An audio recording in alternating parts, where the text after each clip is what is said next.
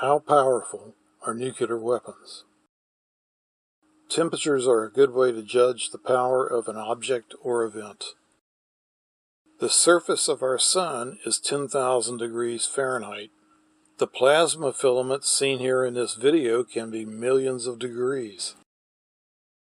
The beauty of these massive flares is astonishing. Watching a total eclipse of the sun, these flares can be seen with your bare eyes. All of this sounds hot beyond imagination, but those temperatures are as cold as a blizzard in winter compared to a nuke.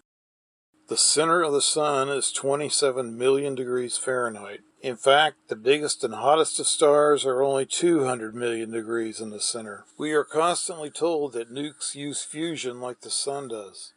So how can a nuke be hotter than the sun? Thermonuclear weapons use fusion processes many times hotter and faster than stars use. Our sun is 870 million miles in diameter. Betelgeuse. Betelgeuse is about 1 billion miles in diameter. Betelgeuse may explode into a supernova in about 100,000 years. The star literally explodes, destroying it in a flash of blinding light.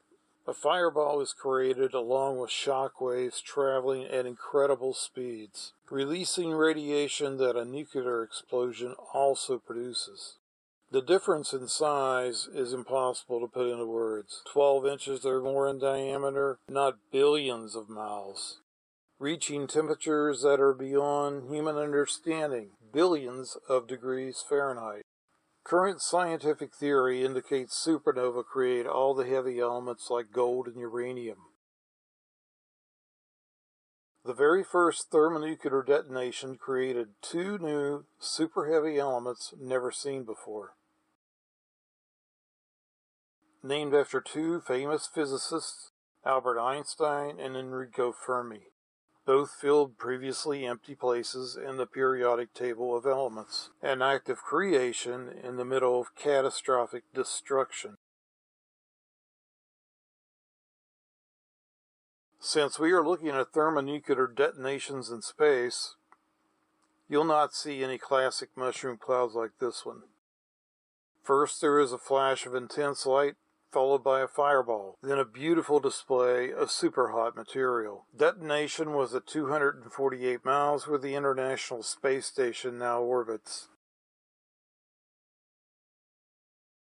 Same detonation from another camera at a different location. It was a test shot called Starfish Prime. I'll mention it several times.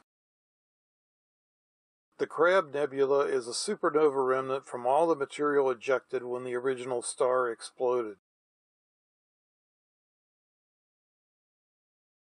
Starfish Prime also ejected hot plasma and had pretty displays. Some people called them Christmas bombs.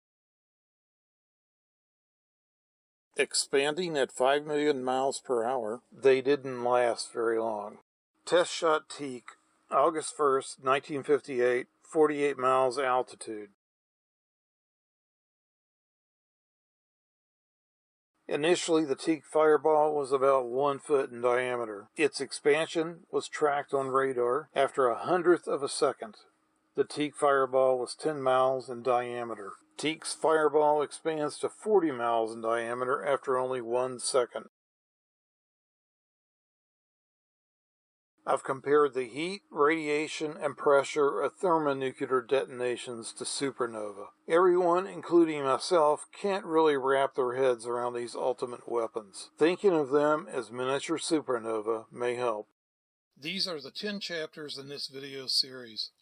I will continue to release more videos and video series on this complex subject.